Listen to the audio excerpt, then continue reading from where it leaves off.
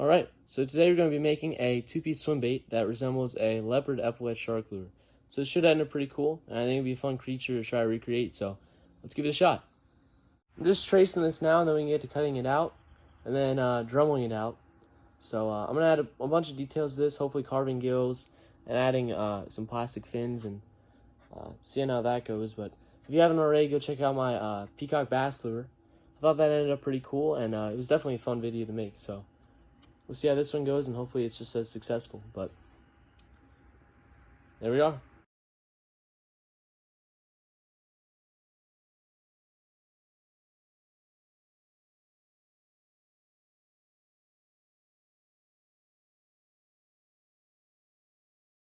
Alright, so here's what it's looking like so far. And I added a little bit of gill structure at the bottom, and also that little notch in the back tail. So now the next step is to cut the joints, and then get all the hardware together, so that way I can add that. So there it is.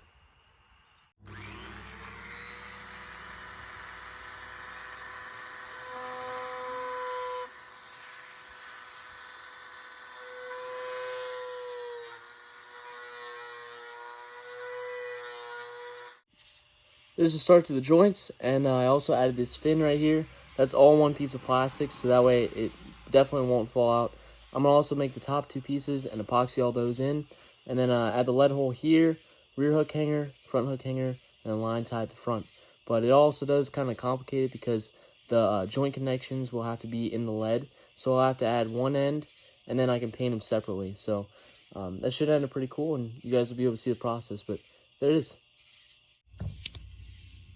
So a cool trick I learned while making lures is that when you have these two pieces like this and you want to find the even area to drill so that way they line up correctly, you put two dots on this right here, wherever you want your spots to be, and they have to be wet with Sharpie, and then you line it and then press it. And then you get those two dots you can see faintly up there at the top and then bigger on the bottom. The exact lineup of where you need to drill your holes.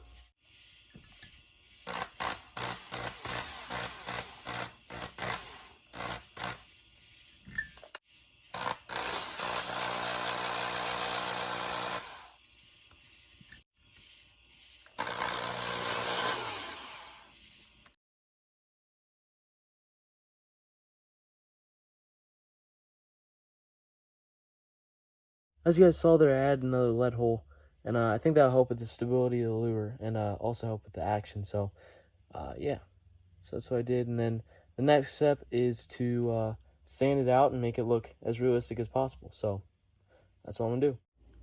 All right, so here it is all put together, and now the next step is to drill the eye sockets, and then it should be ready for painting. So I definitely gotta sand it some more, but other than that, I think it's looking pretty neat. Those fins are definitely a challenge, but ended up pretty cool. I didn't glue this in yet. I'm gonna wait till after to glue it in, but then I'm gonna put those in with epoxy, so that way they are for sure in there, and I don't get a big bass on them, and I reel in half my lure. That would stink, but there it is. So now it's time to get painting.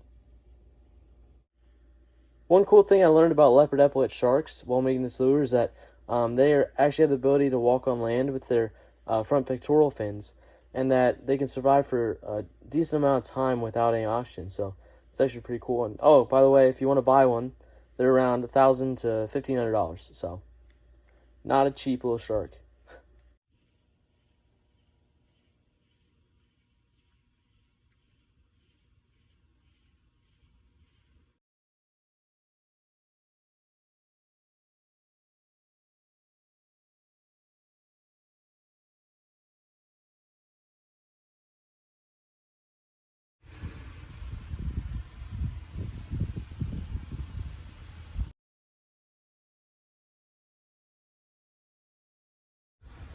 Alright, so now's the fun part of adding all the details that are on this kind of fish. And one cool thing I also learned about leopard epaulette sharks is that they get their name from this black spot. I'm also going to put a white ring around there, but I looked it up and it said that that is reminiscent to military epaulettes.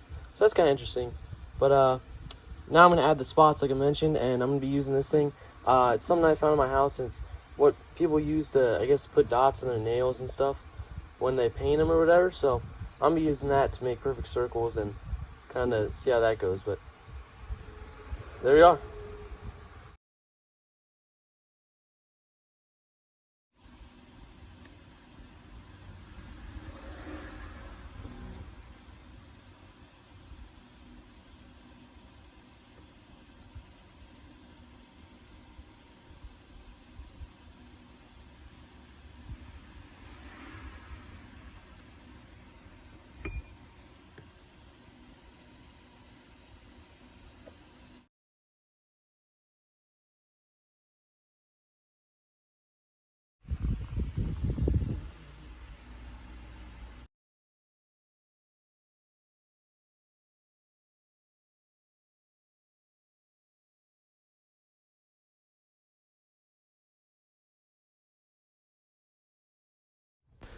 Here is the finished Leopard Epaulette shark lure. I hope you guys enjoyed the video, and it was definitely a fun build to make, and I definitely know what I can improve the next time with making the joint connection just a little bit cleaner, but unfortunately I had to glue the joints in before I added the clear coat because of where the lead was, so now I know what to do for the next video, and this one's definitely going to go on my summer fishing lure list, so that way I know to fish with it next summer. So thank you guys so much for watching, and I'll see you in the next one.